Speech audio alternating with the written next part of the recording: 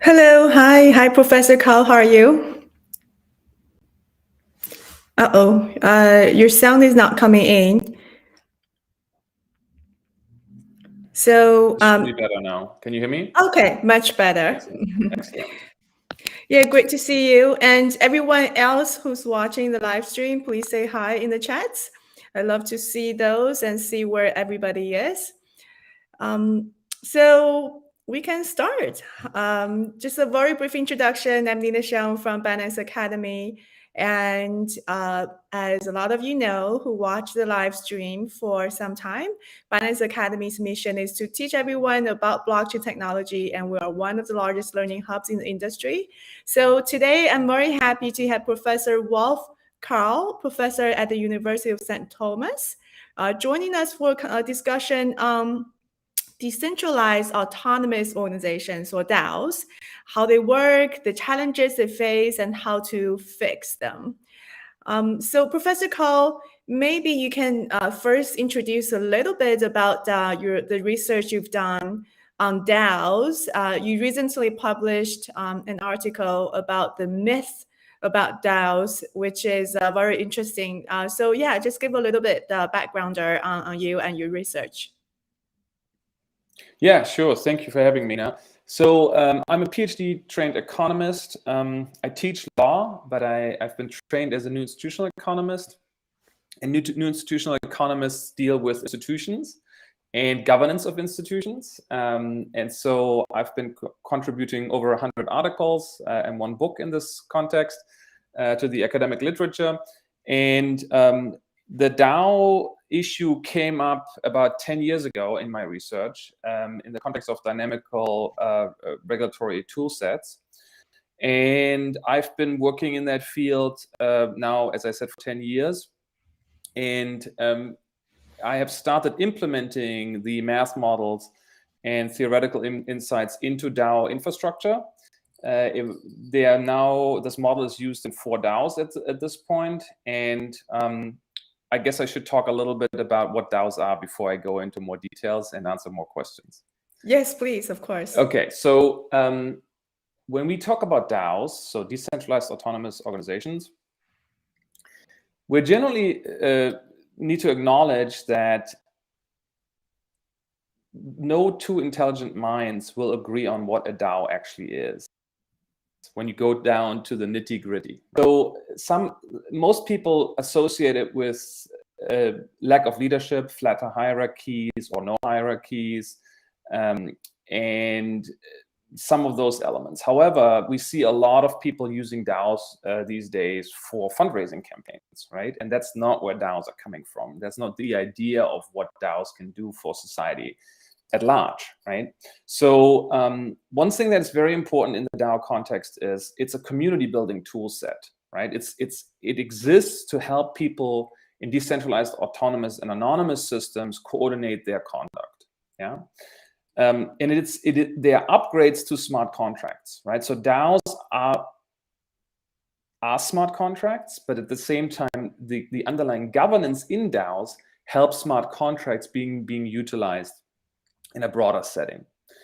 And so one of the key ideas in the DAO environment is to bring information and people from the edges of the systems to the DAO communities. And that really doesn't happen right now in centralized structures where we are all used to growing into a certain hierarchical structure where certain recruitment mechanisms are created, certain resumes are built with certain hierarchical institutions behind it, et cetera, et cetera. And through that, we're losing a lot of know-how and input from people who are not fitting into these centralized education system, et cetera, right? And DAOs, one of the big benefits of DAOs is to be able to capture information and people from the edges of systems and integrate them into these new and proliferating DAO communities. I think you just broke off a little bit, but now let's see if you're okay, your sound. Can you hear me? Yes, it's fine. Excellent. Yeah.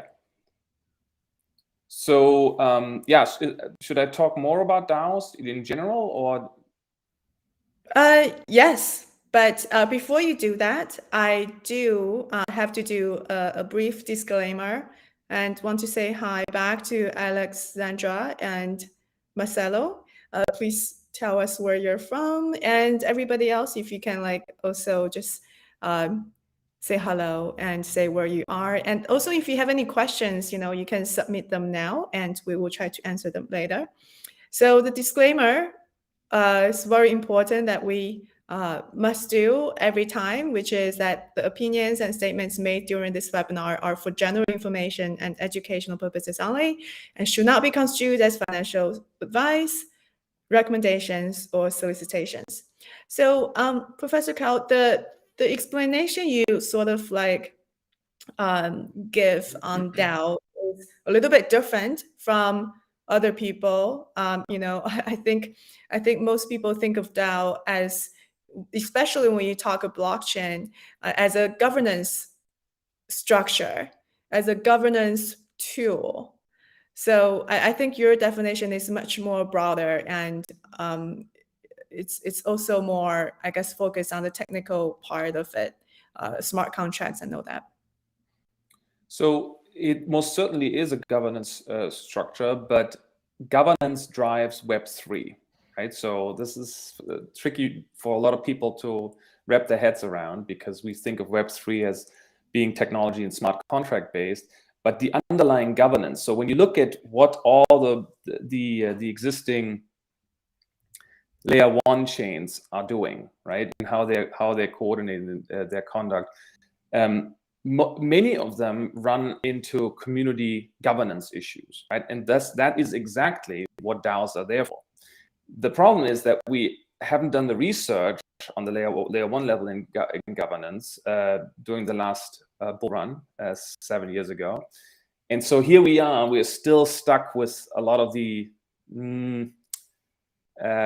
governance solutions of the past, and the communities that are subject to it, they're experiencing these governance shortcomings. And when we talk about DAOs are here to help establish decentralized governance. So decentralized governance powers DAOs and helps DAOs upgrade Web3 solutions and layer one solutions that we have in the existing blockchain communities.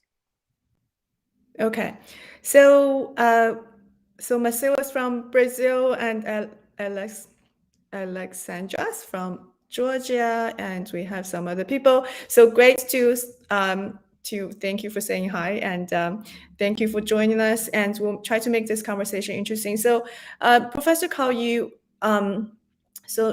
thank you for that clarification. I think last week, Vitalik Buterin just published an article. I'm sure you have read it. If anybody in the audience. Oh, okay. So yeah, he just published an article in defense for DAO, which he, I guess, there are a lot of examples where DAO didn't work. And of course, there have always been questions of how efficient DAO can be in governance. So I think his article is to specifically say what situations DAOs are perfect for and what other situations maybe DAOs are not an ideal governance solution.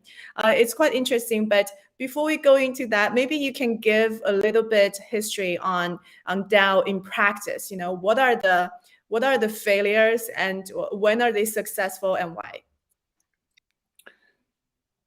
Okay. I know it's a broad question, but you can just maybe talk about something more specific and concrete. Yeah. Okay. So let me start with the big picture. So we have 3 generations of DAOs. The first, of course, started with the original DAO, which was a fundraising tool that triggered the Ethereum fork and created Ethereum Classic, right? Because it failed, it was attacked. Most people know about this.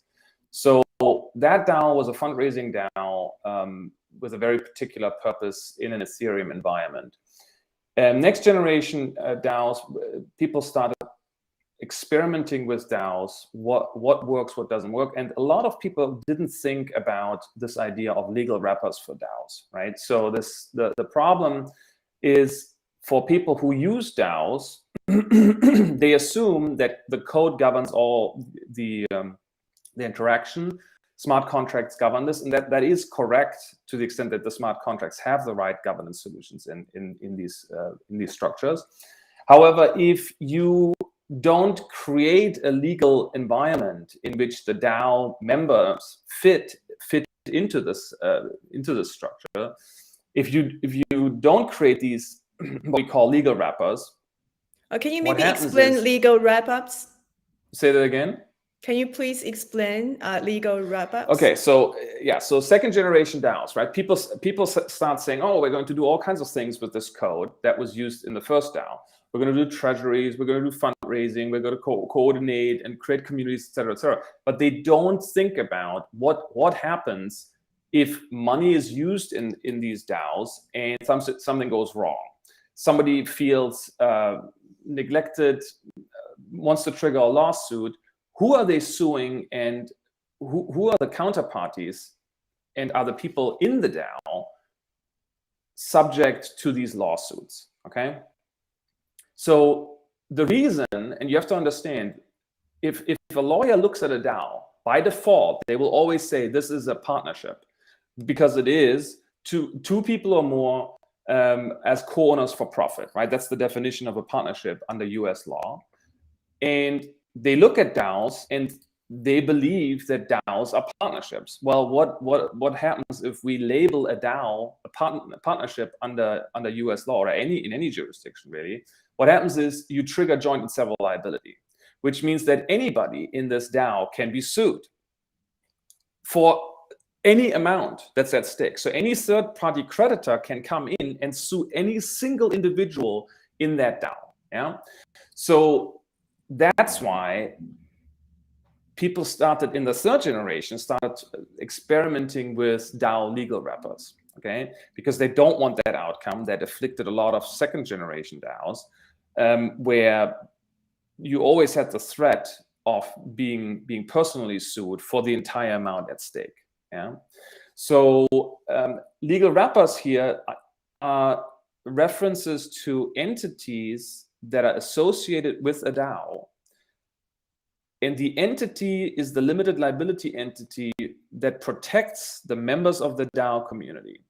So this is a concept that I worked on 4 years ago, that I established with several friends and law firms in Switzerland, where you take a limited liability entity, and there are different models for this, that represents the DAO community that otherwise engages through code in the real world, right? So there is, hey, we're coordinating our conduct through Ethereum and Solidity, et cetera, code.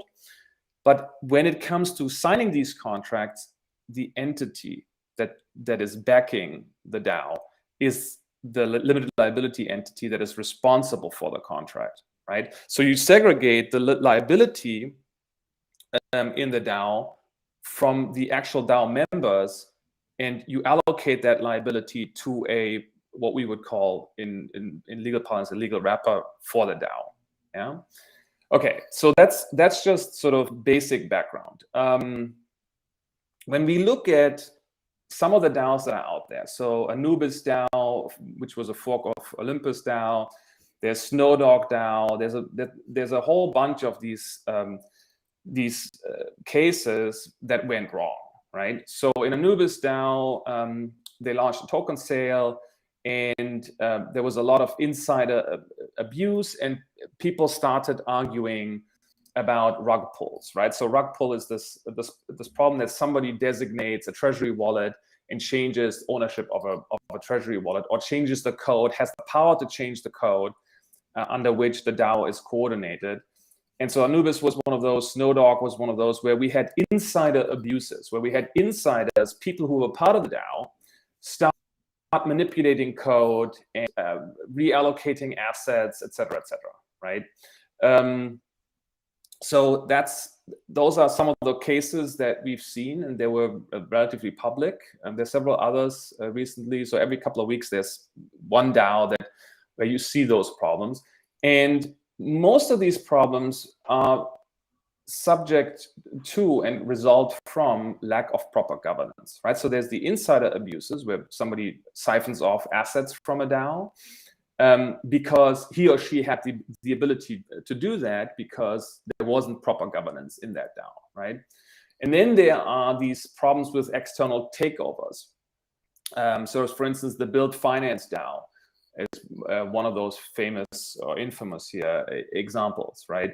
Where we see a situation in which somebody from the outside sees value in the DAO and is able to buy power in the DAO to take over and pass proposals in the DAO because he or she was able to buy power, right? So this is another example of bad governance in DAOs, where you give, if the DAO allows people to buy DAO tokens that have governance rights on an exchange, so people can buy these tokens with governance rights on an exchange, you're opening yourself up to these types of attack vectors. Yeah. Right. And so these are some of the recent examples of why DAOs fail. And almost every single example that I'm aware of is an example of lacking DAO governance. Yeah. And that's what I care about. That's what I've devoted the last 10 years of my career to.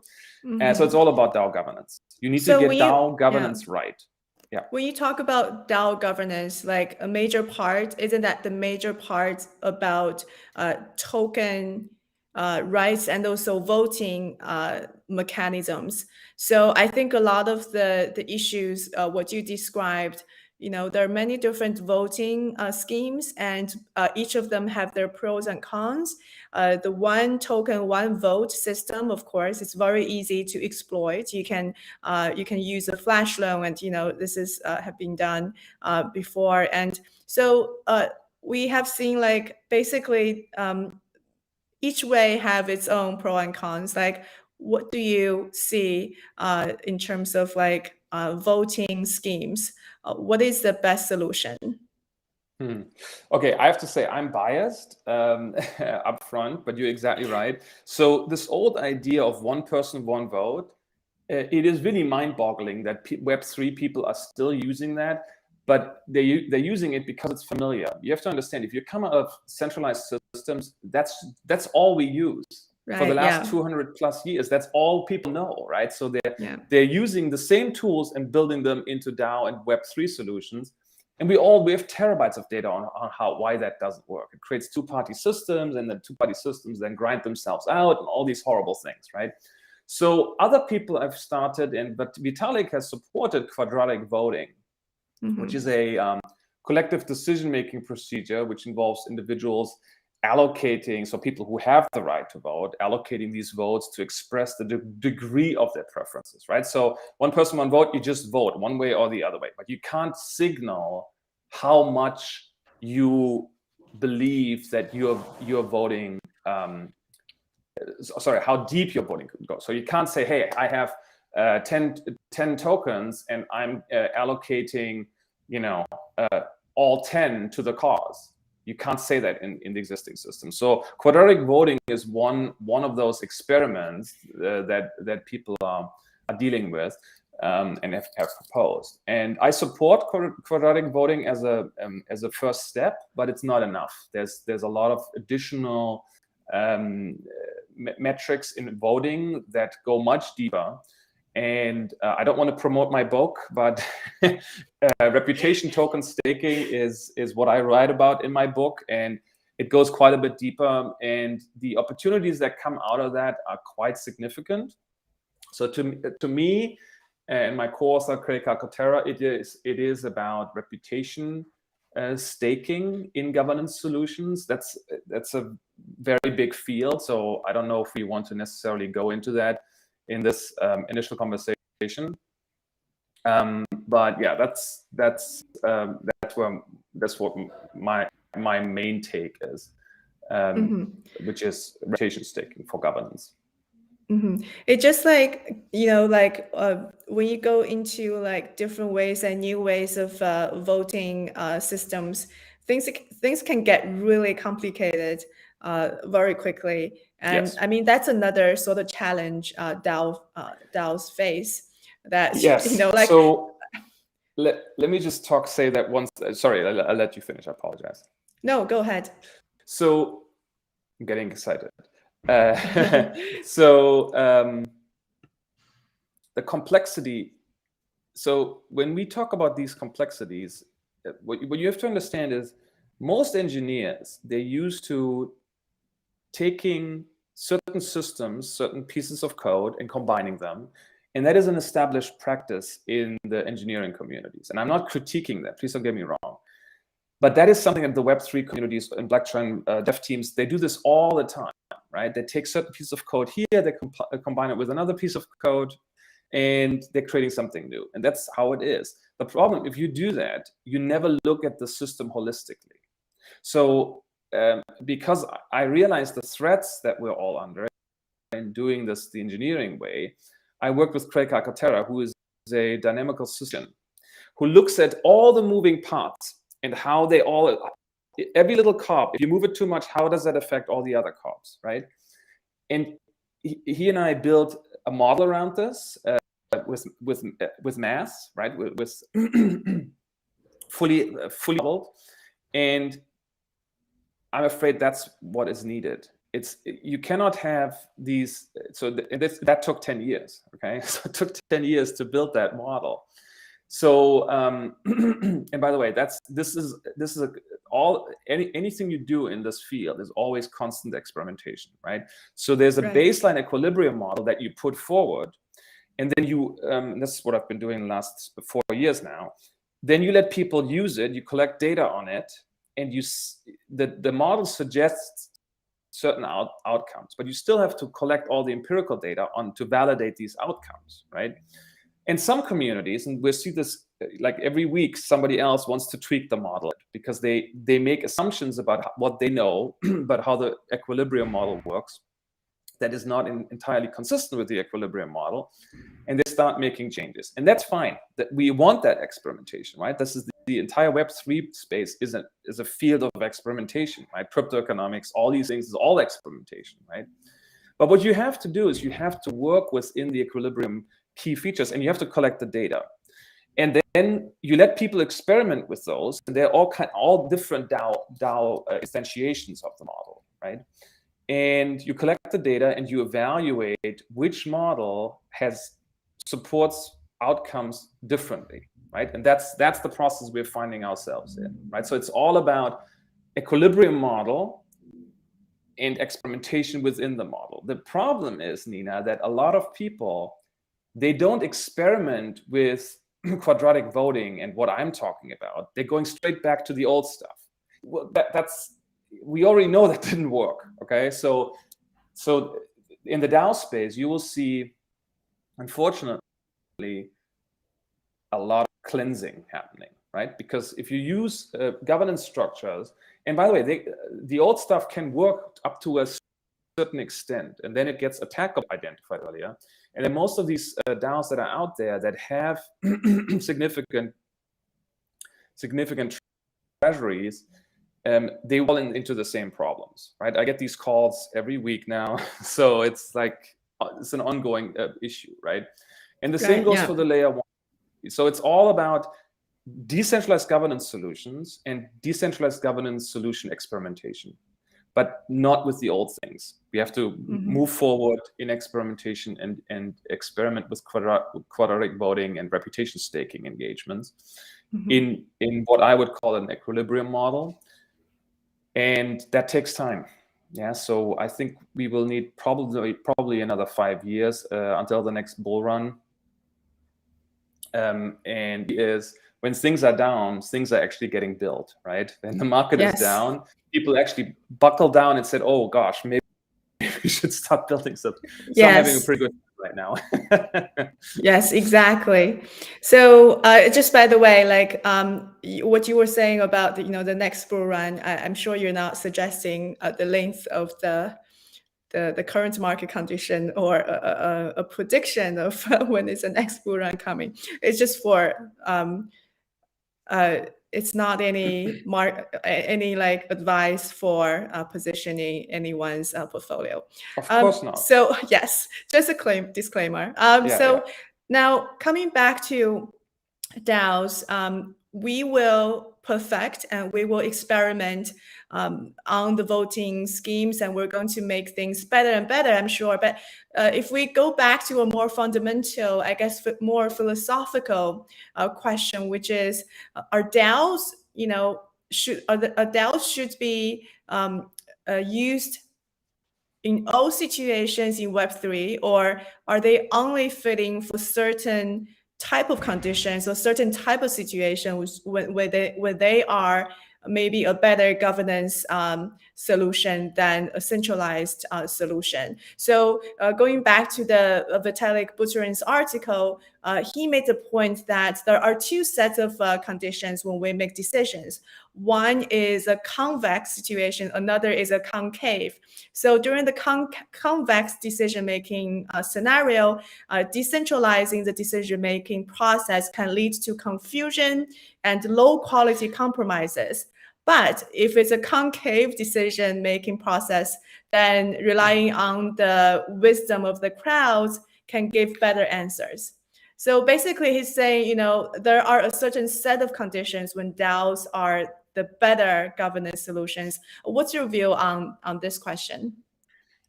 It's a very tricky issue that it will take experimentation, as I said earlier.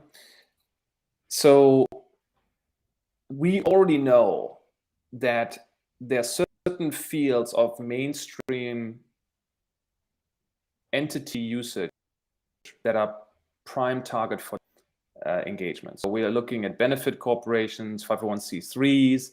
There's a lot of literature already out that talks about how DAO structures can help benefit humanity in upgrading these earlier governance attempts, especially in legacy systems. Okay, that's not where we're at right now. Where we're at is we are still in early experimentation, where what Vitalik is talking about is education within those communities.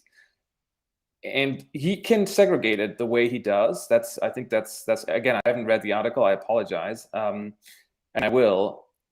And there's that, but we see this is much broader. Once we get decentralized governance right, once that is established, the way communities are built in Web3 is a way forward for work to earn community. Look at Axie Infinity, right? This is an Ethereum-based game that is used by people in Southeast Asia to make a living. That's what they do. They play this game, Axie Infinity. There's millions of users, and they literally play the game to make a living and put milk for their babies on the table. And they do it because they're looking for an alternative income source that gives them more freedom to do what they want to do without needing to adhere to the resume expectations of centralized institutions. Okay, then look at the great resignation that we've seen in 2022 after the pandemic. It's unprecedented how many people have resigned from centralized jobs. They're all looking for alternative ways of making a living. If and when DAOs proliferate, and they started to, they create work to earn engagements that provide alternative incomes for people who are unwilling or unable to function in the existing centralized top-down structures. Is a real-world example of that, how that actually works right now on Ethereum and how people make a living. That's not a DAO, though. That's just it's just a way for people to make an alternative living. Now imagine if in DAOs you can way to build a skill set and make a living within a community and for a community. And you are a member of 10 different DAOs, and they all give you different income streams because you put energy and engagement into each of those communities. And there are many people who are already members of several different DAOs. Most of them have problems with governance, but that's where this is going. That's to me, that's the inevitable future of where society will gravitate once we have the infrastructure tools that are needed for this.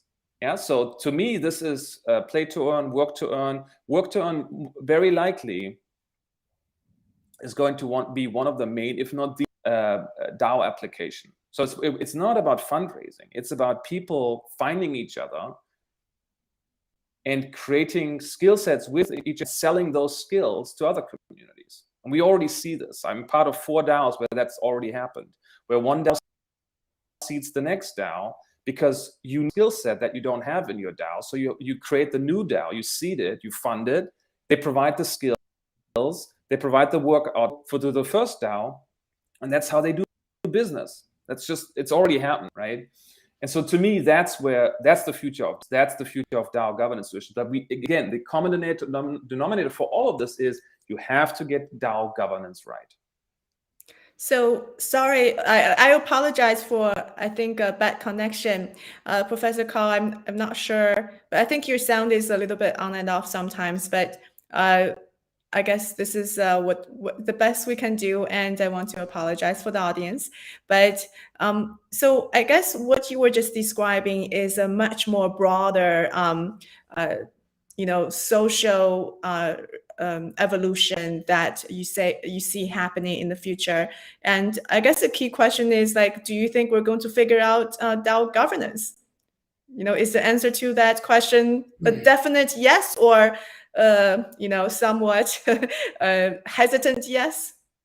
So again, I wrote a book about this, and I'm confident that the model presented in the book has some merit. As I said, it's like all experimentation. We have to collect the data, but the equilibrium model is pretty sound. So I think we have a way to move forward in DAO governance. Okay, cool. So I guess time will tell, and then we'll see how accurate your predictions are. Okay, so I guess like another big issue facing DAO is legal or regulatory risk. We've seen some DAOs potentially, government are cracking down with legal or sometimes executive actions.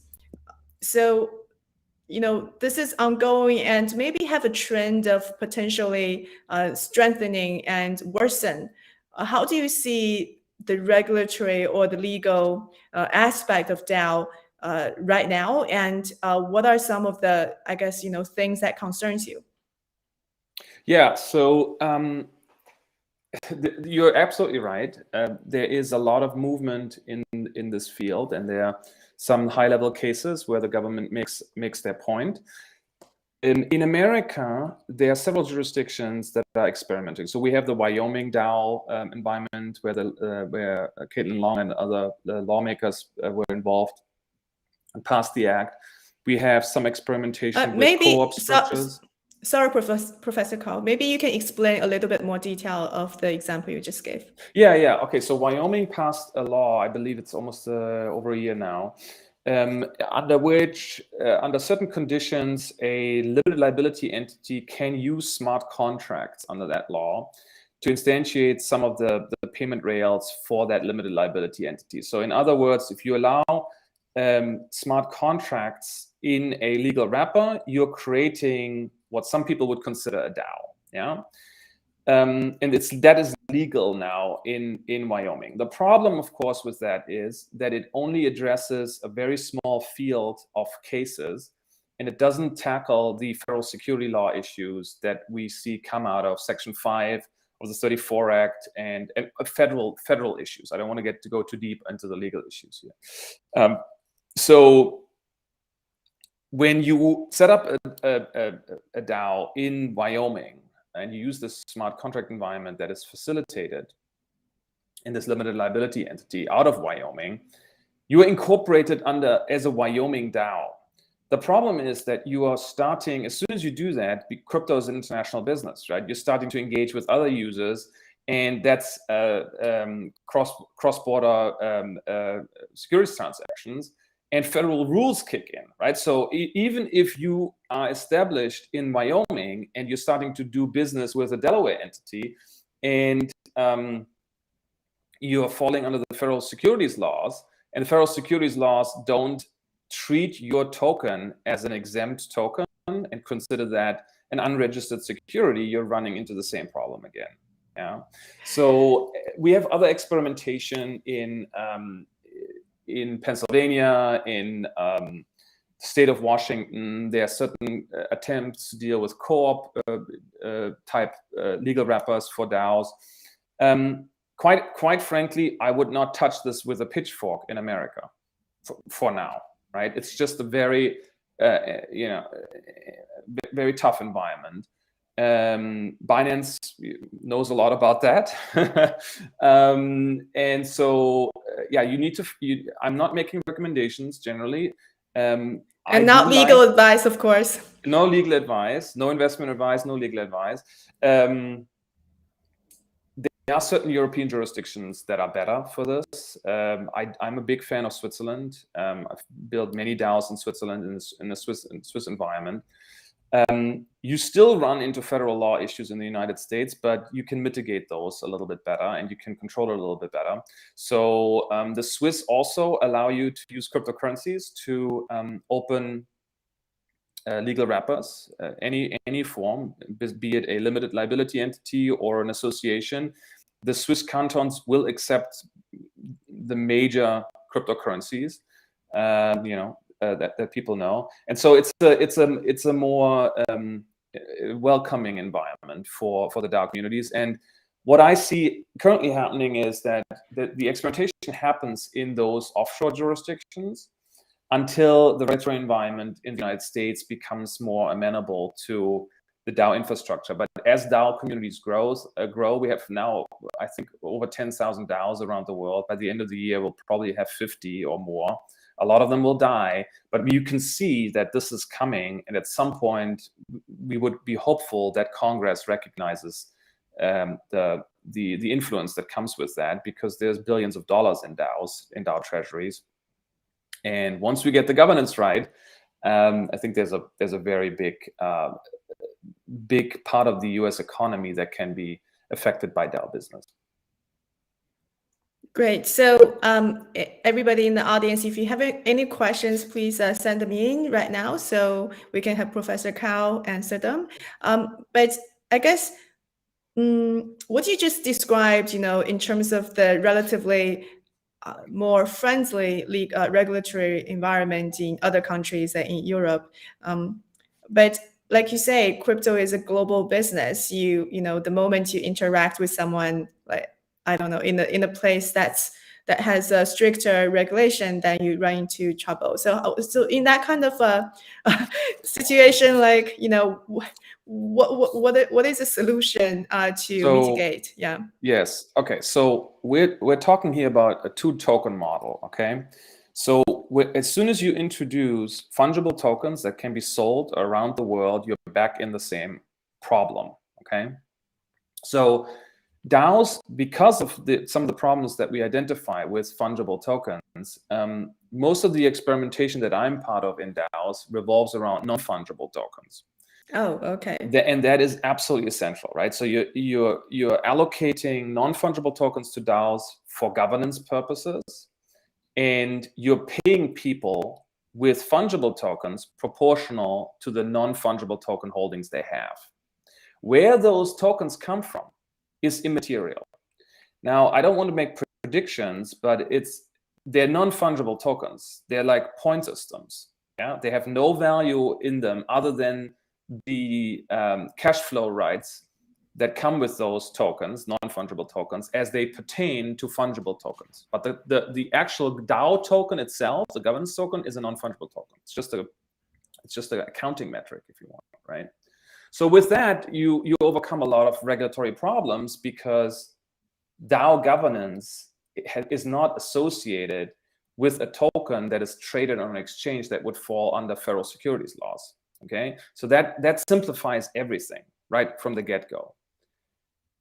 But because you have to incentivize people in these DAO communities that use non-fungible tokens, you typically use fungible tokens to pay for that.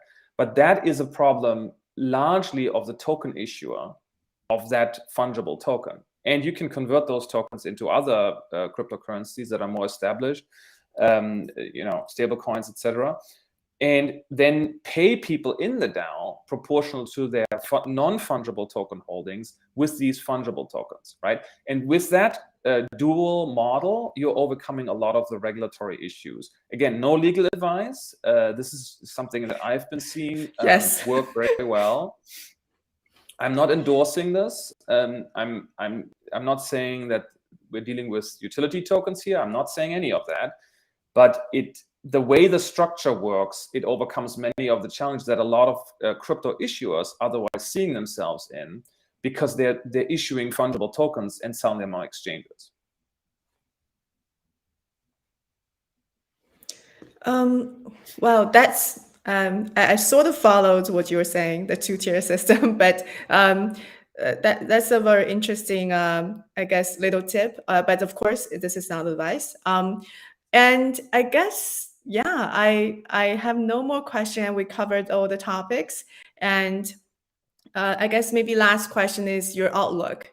You talked a little bit about this during our conversation already, but maybe just a more general outlook. You feel, of course, you feel like once we figure out the DAO governance, then it's going to really change our lives, our work, and every aspect of our society. I don't know if that's a terrifying future or exciting future, but maybe you can just provide again a more general outlook. Yeah, I don't know how much that. This is a very big issue you're raising. So I'm extremely bullish about the future in Web3. Obviously, I've dedicated my life to this. Spent the last 10 years doing this. So to me, this is an inherent part of how humans evolve and how we will see humans create new ways of tribal type engagements with each other, for each other. And that, to me, DAOs are the foundation of commerce. We've talked a lot about decentralized commerce 6 years ago. That has not happened to the extent that it was discussed. And to me, DAOs are the bedrock for all of this. Yeah, so once we get DAO governance right, once we set up these communities, once we get enable people with DAOs in work to earn environments, and again, this is already happening. Again, there's several DAOs that do this already. Yeah, very successful. But when it becomes more mainstream, I honestly believe that we will see Web3 solutions proliferate through the infrastructure that we're building that DAOs. And it's hard to predict what that will do, but it most certainly will set a lot of people free and provide new ways to live and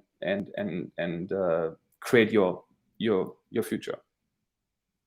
I guess jobs will no longer be jobs. Life-work balance will be completely changed. This is a very radical future you're describing. All of what you're saying. It's hard to envision this right now, but I mean, who would have thought that digital nomads could exist 5-10 years ago?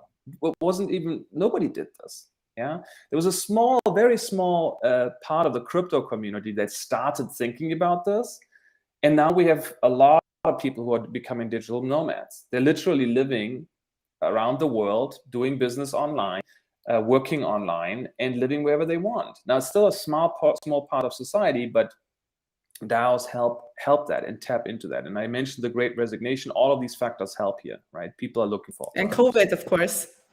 Yeah, exactly. Well, great. We'll leave it like that. And thank you so much for insightful conversation.